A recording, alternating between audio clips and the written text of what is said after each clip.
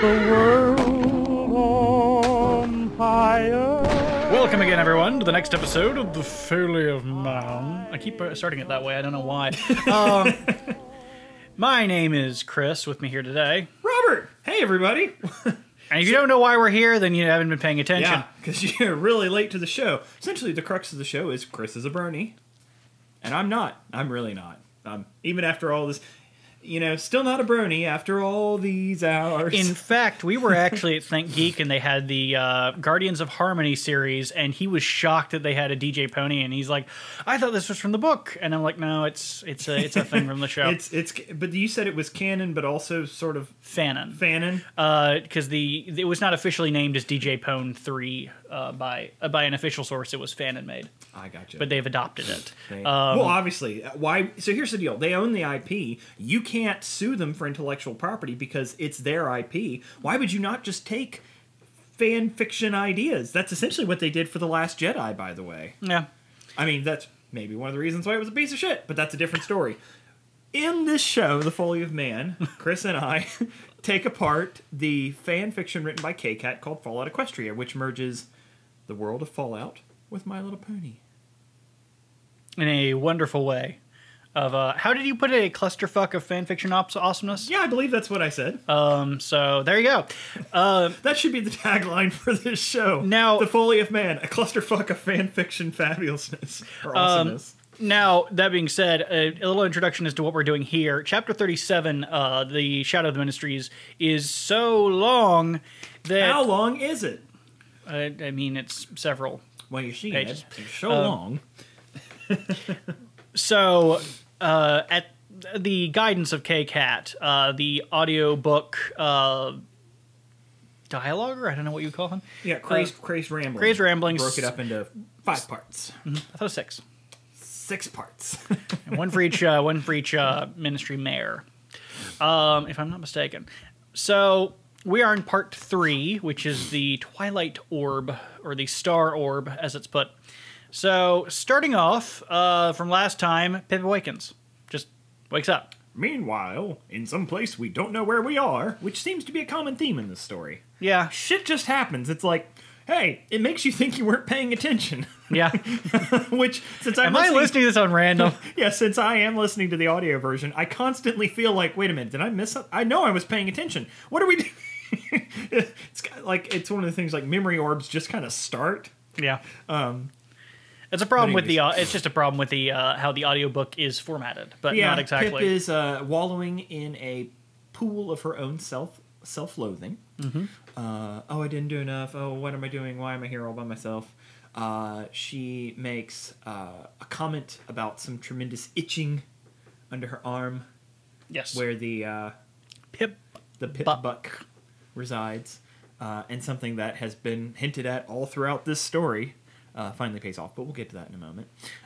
We also meet a mechanical owl. Well, we've already seen mechanical owls before, but we meet a very intricate mechanical owl, all the way down to his bronze feathers.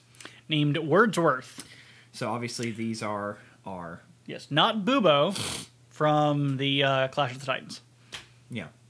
But anyways, Yeah. so we're getting into the not Mr. Gutsy. That's the military version of it. But what do you Mr. Handy. Mr. Handy, thank you.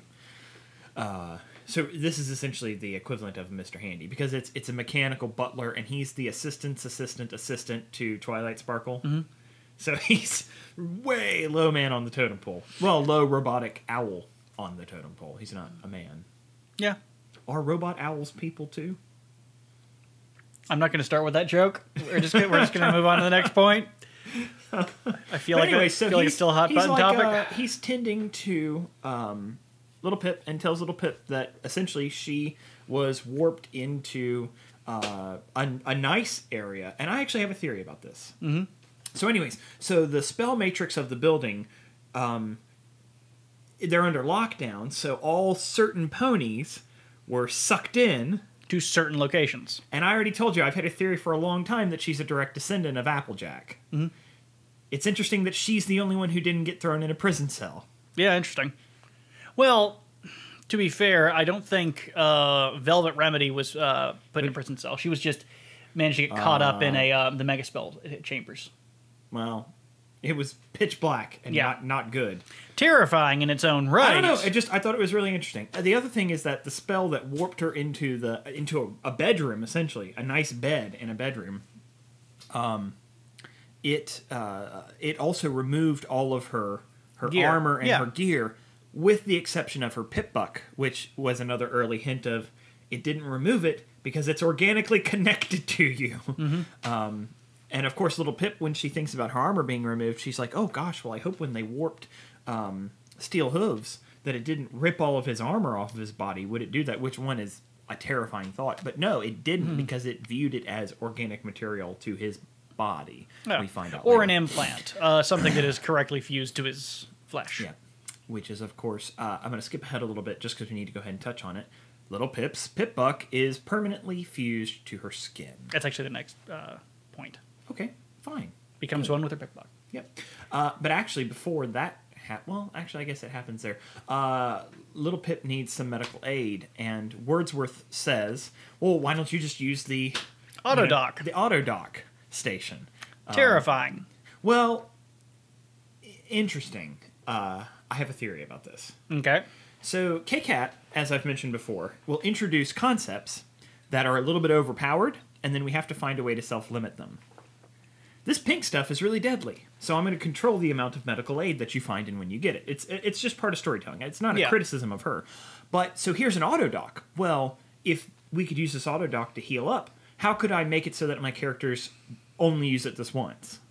There's that, but it's also the Autodoc is something from Fallout, and the Autodoc, I think Mark III, is the final type, which is the one that she's using, similar to the one she's using, which is introduced in Dead Money, which was used on, I can't remember her name, the girl from Dead Money, and the bald one. Yeah, and she's stuck inside of it, and she kind of just, if I remember right, in Dead Money, she describes it as a terrifying experience you'd never want to go back to. Again. No, I understand that it's true to Dead Money. Yeah. I get that. But what I'm saying is that it's overpowered. Oh, yeah. It completely heals Little Pip. Now, she's like, the psychological trauma, never again, blah, blah, blah. But you have to do something with something that's strong. You have to do something to make sure that that's just not...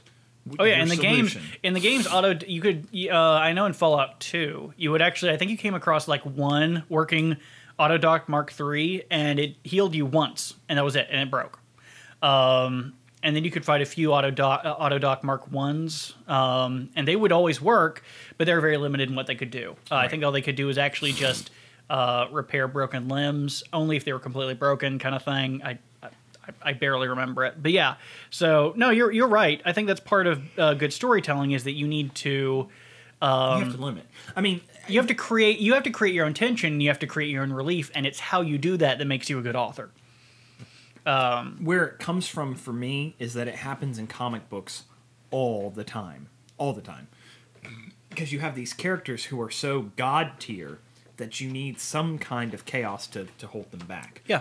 The one I always like to use as an example is a character like Vision. Vision can phase in and out of things. He essentially is impervious. He's super quick. He can read your mind. There's all sorts of things that he can do. Yeah. What would prevent him from just ripping people's hearts out? Somebody asked, pick any Marvel character to fight Superman, and I said, done, Vision. I said, and they're like, well, why Vision? I said, Vision reaches his hand into Superman's chest and pulls out his still beating heart. Fight over. Yeah. Or he sticks his hand into his cranium and does this, and brains. Yeah. You know what I mean? Yeah, but that's I hate the super fight thing because the super fight thing always it's a dick waving contest. Well, it's a dick waving contest, but you also have to kind of throw away a lot of the reason for fighting, and many of the characters. Like somebody asked, what would a fight between Little Pip and the protagonist from Project Horizon's Blackjack be like? Who would win of the two?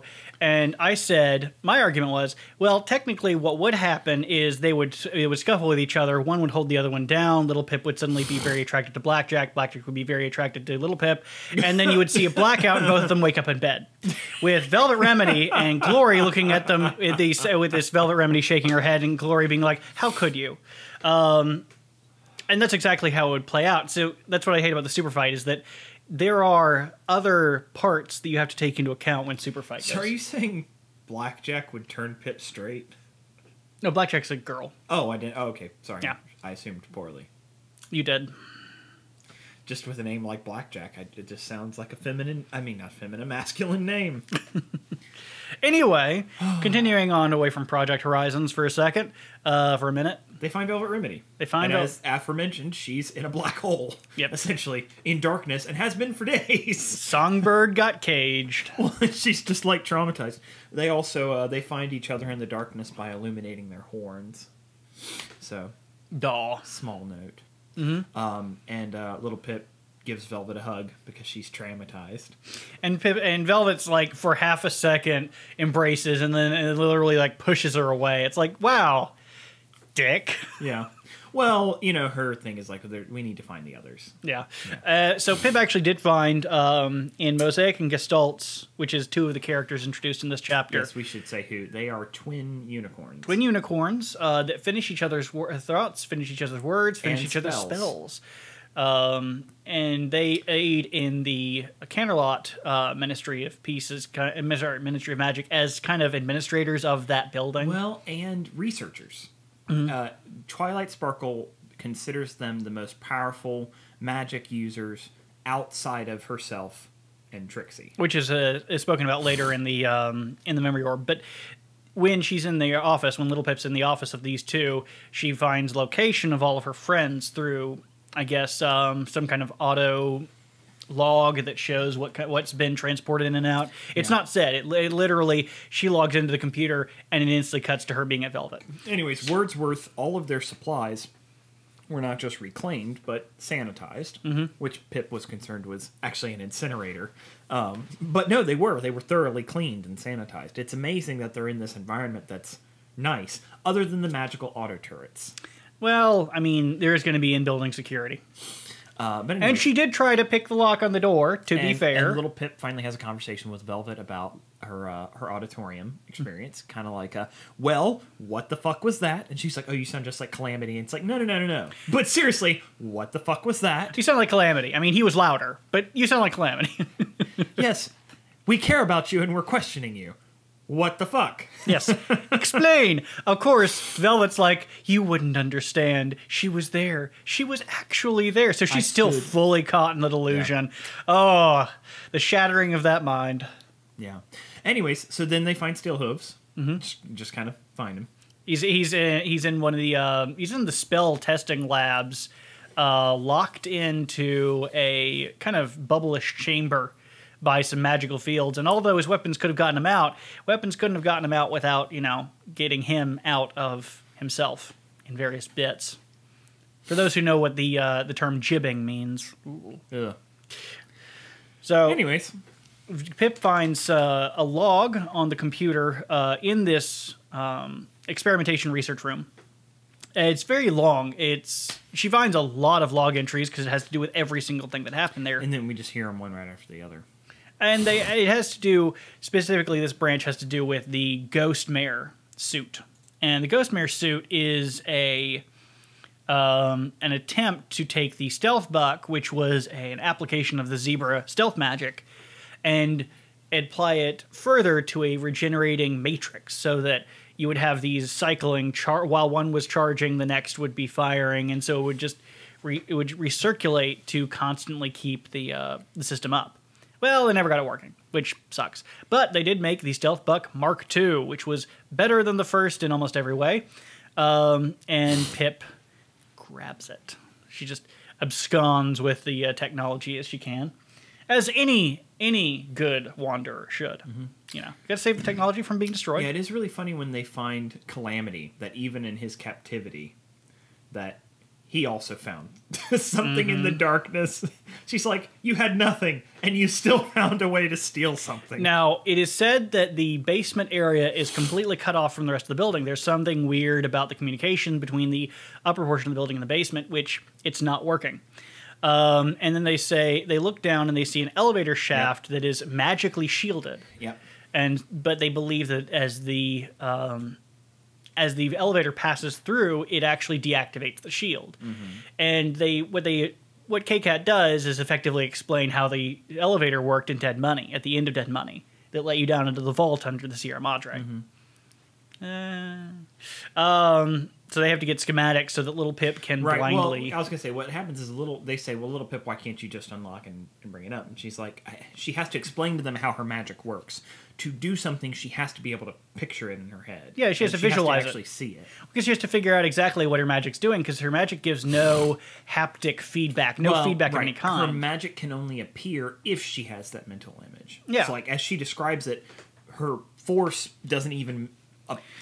manifest itself. A weird thing. If you ever had, there's this thing on graphics nowadays for computer games, parallax effect, where the surfacing of an object will actually appear to bump out. Physically, the video card will actually show depth on certain textures based on two different texture maps. And if you get them offset at all, it looks like noise. It looks like a spiky, spindly noise because it doesn't really work right. And I get the feeling that's kind of like what's happening is she can try to apply the magic. Because she doesn't know what she's doing, her magic is literally affecting nothing there. Right. Or it's pushing up against something that just can't be pushed in that way. So it's just not going to work. So she has to literally presuppose what the actions are and what they affect. Now, if I remember correctly, it's actually... Steelhooves who finds the schematics for the elevator. Right? I believe so, yes. Yeah, Pip's like, this is what I need, and he says, all right, one schematic coming up. Yeah. And then basically he fucks around for a bit, and here's your schematic. Yeah. It's convenient. But anyways, so they pull up the elevator, and they find out that the elevator does not have nearly enough room at all. And they also have Calamity's armor at this time. Is that right? They have, yeah, because they went back to... Because they were going to take it to him. Yeah, well, because what happened was there's no room in the elevator. When she got to Velvet, Velvet asked, why didn't you ask Wordsworth to bring back all of our supplies? And Pip's like, because I'm not a clever pony. Ah, yes. I am not a clever pony. Right. Well, she hasn't taken a Mentat in a long time. Yeah. It should also be noted that Velvet, the whole time, she's got these yellow medical boxes on her haunches, and she's been restocking from every medical box she can find on the wall everywhere she goes. But, of course, many of those boxes do have things like Mentats in them, and when she finds them, she dumps them on the ground and stomps them into a fine powder. Well, she also made that as a exposition... An exposition to the statement when she was getting mad at Little Pip for her running into the auditorium, as kind of like a see what you did, see what your vices are. Yeah. You can't judge me. The funny thing, yes, that's definitely tick for tat. But I will say what's also interesting is that I just had a mental image of Little Pip walking by and whoa, just face on the ground, smearing up a linoleum. It's like I'm sure you've seen that video of the T-Rex that supposedly loves cocaine. Oh God, it's like a T-Rex. But anyway, so maybe we'll link to it in the comments below. Okay, so the Velvet also, while they're looking at the schematics, Velvet notices Pip's Pip Buck, Permabuck, and has a kind of a little freak out moment of like, oh my God, it's fused to your skin. Yeah, and it's... But it's only been mentioned a dozen times up to this point. Yeah. Where Pip was like, maybe I should take this off. No, I won't do that. Well, she explains if she takes it off, she loses 99% of its functionality. So it would hinder her more. Well, now she'll never take it off. Ever. The question becomes, too, is if anything breaks on it, then you essentially have a useless piece of something attached to your body. Yeah, you can wallop something over the head. Yeah, because Pip is known for her hoof-to-hoof combat. Oh, yeah. Just great. Did I do that right? Yes, you did. I'm very proud.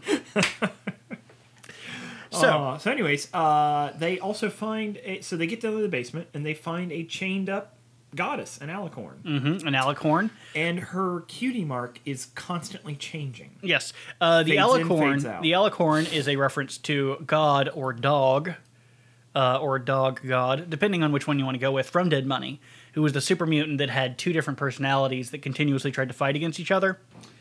When you get into the Sierra Madre moves all the different people to different locations, similar to how they did in the Ministry. So... Yep. When you go down to God Dog, he's fighting with himself in a kitchen in the basement that is filled with gas. Yep. And this is a similar instance, but yes, that was where we find the And what was the name of the gas here? It was hydrogen. Well, but they don't say hydrogen. Yeah, it is. Oh, well then maybe it's just crazed ramblings way he was pronouncing it. Okay, it may have been. It sounded like hydrogen or something else. Sounded like it was based on hydrogen, but it wasn't hydrogen. Yeah, in the book, I'm fairly certain he actually just says hydrogen. There's some words he said.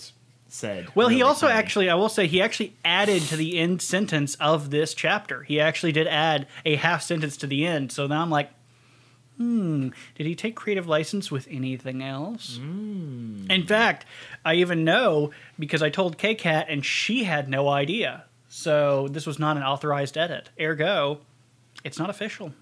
And everything you've read so far is not the book. We have to go back and you have to read the whole thing. Dig him up. Dig him up. We have to make it right. Oh, God. It's so awful. Get the black book, Chris. Okay, so interesting. Anyway, so the gas is there where they find Calamity in his cell. I was going to say as well, I pointed this out on the subreddit, but the cutie mark of Goddess, or Sedog, as I'm going to call it, is described as a mist of stars, and I was thinking of Starlight Glimmer, and that's what happened to her. Good job. He doesn't know anything about that, so... There's also an interesting note that Pip had seen this phenomenon before of a changing cutie mark in a foal in her stable who wanted her cutie mark early, and her father used a magical spell to give her a cutie mark, but it would always fade. Yep. Is that a reference to something in the show? Yep. They actually did that in the show. I think I'm starting to pick up on things. Like, there's very, like... Yeah, when you're reading the book, because it's a little out of place. It's just a little out of place. A little out of place. Well, I mean, it's topical to what you're observing, but it's... Yeah, but the reference itself is very specific, and so you're like, this is referencing something, isn't it? You're a little more specific than our other references. Every single time you go out, you go a little less into detail. This is very heavily detailed. So anyway, so we find Calamity, and hilariously enough, considering what I mentioned last week, is that the hydrogen is making his voice... ridiculously high-pitched, and little Pip is trying very hard not to laugh at him, but then when she speaks, she hears her voice, which is already a Pip squeak, and it's already higher, and so she can't help but laugh. And Calamity's like, it's not funny, we're all suffocating, and then Velvet Remedy starts laughing. And of course, the problem with laughing is that you're sucking in more of this, but they tell him, or he tells them, you can't fire any rounds, you can't do anything, he'll blow us all up. Interesting also describes that the spark from magic can ignite the fires. So we're like, we didn't start the fire. Which is interesting because the sparks of magic aren't described in any tangibility in the show or in any other part of the book. Talking about overglow on the horn and sparks coming out when she was lifting the train car to smash the Alicorn. It's never described as actually being anything relatable to the real world, but in this he describes it as an actual spark. Like there's electricity. Or any type of material which is superheated. Sparking metals, for instance. So that's interesting. Maybe it creates a form of plasma. Perhaps. Hyper-ionized. Anyways, so everybody's back together. And everybody's got their suits. And we're all equipped. And, it's any moment now before the shit hits the fan again. Well, because the Sedog in downstairs is trying to light the fires of the hydrogen in the to literally blow up the Ministry of Magic. So they're like, we gotta get now. Yeah, and Velvet Remedy even has a moment of pity, saying, I wish there was something we could do for it. It has spent the last 200 years connected because they're all disconnected. Their telepathy has fallen apart. Yeah, they have no connection to the goddess, and you're dealing with a circumstance where Velvet Remedy describes as being fixed with therapy, but I really don't think you can fix that with therapy, because what you have is the active consciousnesses of hundreds, if not possibly thousands of unicorns, all coalescing at once in the hive mind. But the second that you're detached, you're stuck with whatever you have. So you could have two half consciousnesses, which is what Goddess Sedog has. However, the crazed Alicorn in the basement also goes over a few other things which are important for later on in this chapter. Which, no, we did not forget. I don't know if he noticed it, but I noticed it. But I already know what to look for. So they have to... So they run out and decide to run over to the Ministry of Technology. Wartime technology. Wartime technology. And they're being chased by the Alicorns, bust through the front doors, and the second that they do, it's a trap! Yeah, it's literally a trap. They had been herded into a field and there's of... dozens. There's dozens of them. Yeah, broadcasters. And the very last thing that Pip hears as she falls, passes out is, okay, never mind, shut it off. So, and then we go into the Star Orb, which is Trixie's interview with Twilight Sparkle. Twilight Sparkle. Where she essentially gives consent to the initial testing to make her an Alicorn. And we learn a little bit of the background. There's obviously background that I don't know anything about because there's mentioning of an Ursa Minor, which I assume Trixie might have conjured and then Twilight had to deal with. Is that the gist of it? In the episode that they were referencing in which Trixie shows up, because at this point, I think Trixie only appeared in that episode. She's become more of a mainstay character, but very early on she was only in the one episode. The episode was about boastful pride. And so you had this big show-off come in, Trixie, into the town. Who claims to be a goddess, right? Well, no, she claims to be this grand performer, the great and powerful Trixie. Trixie, yeah. And what she does is she pretty much just stands on a stage, mocks everyone and says, you're all incompetent. And I'll show you how, but you're all incompetent. And so she uses her magic and various illusions to trick them all into just falling flat on their face until like her big claim to fame is, and I even fought an Ursa Major. So at the end of the episode, And to put it in perspective, an Ursa Major is enormous, terrifying. Yeah. It's not something you fight. And then what happens is an Ursa Minor rolls into town, and she's like, well, what happens is these two young children who believe everything she says goes out into the Everfree Forest to get an Ursa, Ursa Major. For her to fight because they're so like, oh my gosh, she can actually. Don't you want to see this? Yeah. They bring back an Ursa Minor, and she's not able to. Well, of course she's not because she's a liar. She's a flim flam artist. No, somebody else was flim flam. That was actually the brothers Flim and Flam. God damn it! I'm not joking. No, she's just a fraud. Now, in this, it also alludes to... Now, this is something that I actually did appreciate, and I'm going to upset a few people right here, that I did actually appreciate from Project Horizons, is he goes a little bit more into the backstory of Trixie. And she says, I had to take some rather unpleasant jobs. And so... She lost her house. She lost her house. She lost her show. She lost her show. She takes some rather unpleasant jobs. And so the theory is that she had to live up to her namesake by turning Trix. Trixie! Silly rabbit. Trixie's for kids. Yep. And then the chapter ends with Trixie appealing to Twilight Sparkle and saying, you think they'll like me? Well, we passed over a big thing. Trixie, on her own, replicated the invisibility magic. Oh yeah, she is a very talented unicorn. Something that the unicorn twins had been incapable of doing.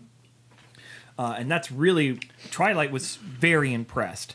Now, Trixie said she learned it from a stealth buck. That she had. Right, but she still recreated replicated the the magics herself. So it's very impressive. Yeah. Twilight was very impressed. She was only able to sustain it for a short time. But she didn't teleport. She literally disappeared. Yeah, which is impressive. I mean, Trixie is actually a very powerful magic wielder. But the problem is the fact that in the show, her pride was way higher than that, and that kind of stumped her. What we find here from this is little Pip realizes that there is a duality to the personality of the goddess. There is not one dominant personality. That there's actually four personalities. Or this is what Pip is presupposing. Yeah. Is that there is a connection between Mosaic, Gestalt, Twilight, and Trixie. And of course those individual powers are what affect... Yeah, and the ego is the great and powerful goddess. That ego is Trixie from the show. And Her prideful, her boastful claims. Because, I mean, I don't know if it's Jungian, but it's definitely Freudian, that ego floating to the top. And the most forefront ego taking dominance over the psyche. It could be Jungian. I don't know that much about Carl Jung, surprisingly. We're not clinical psychologists. No, we're not. So, I believe we've reached that particular intercession and time of the episode.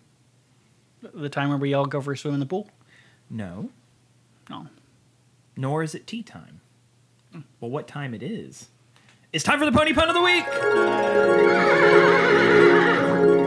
Are you adequately? One could say that my beef has been prepared. I have prepared my Angus. You've peppered your Angus? I've peppered my Angus. All right. You have to take credit for this one. So what is the Pony Pun of the Week? The Pony Pun of the Week is the Ministry of Peace presents Alicorn on the Cob. Need to stave off the princessless horde? Just open up a can of Alicorn on the Cob to turn the invading tide. Oh, God. Would this be Jolly Green Giant brand? Well, not so jolly, but a Green Giant probably, after the one from the Alicorn that fell into the radiation pit. Jolly Green Giant Alicorn brand. Mm-hmm. Ooh. Okay. So Alicorn on the Cob. Alicorn on the Cob. And yes, Ministry of Peace, not the Ministry of Christ. Magic, because it's a mega spell. All right. I think it's time for some questions. Mm-hmm. There are none. We don't have any questions this week.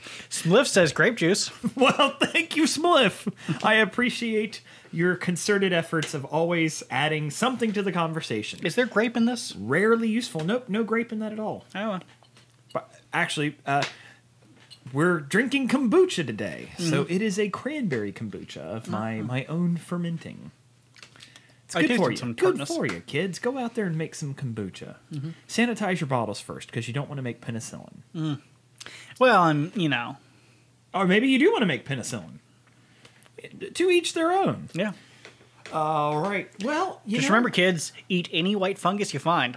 I do not condone or support that message whatsoever. The Foally of Man does not say. Chris says on his own. So remember, if you want to be in touch with us, you can always find us on Twitter at ChriscoCast. If you're watching us on YouTube and would like to follow the podcast, you can find us on thefoallyofman.libsyn.com, which can be found at either iTunes podcast directory or the Google Play Store. We should probably put it on Podbean or some other places, because you never know where people are going to find things. If you are listening to the podcast, you can find us on YouTube, on our YouTube channel at youtube.com/Chrisco brand biscuits. What's the other one? Oh, you can also send us an email at cbpbch@gmail.com. Once again, that's cbpbch@gmail.com. If you email us, we will talk to you. We may bring you on the air. So, I think you have wasted another 30-ish, 33 minutes of your week. And for that, we are truly grateful. And sorry. Mostly sorry. But if anything else, do leave a comment. If you like it. If you have a friend who might enjoy this, share it. We'd love to see the show grow. It helps if you're tied down to a chair first. So, I don't have anything else to add. Nothing for you? I think that's it. For Chris, I'm Robert. This has been The Foally of Man, Chapter 37.3. And we'll see y'all next time on Chapter 37.4. How dare you speak for me? This again? This again. We've done 39 episodes of this. Or 30... No, not 39. 36 episodes. I don't know. 30. It's a bunch of episodes. And you're still upset about this. You know what? I'm done. Forget it. I'm out. No more? Bye. And Mr. Brony himself, he's out. All right, you heard it here first. It's all over, but the crowd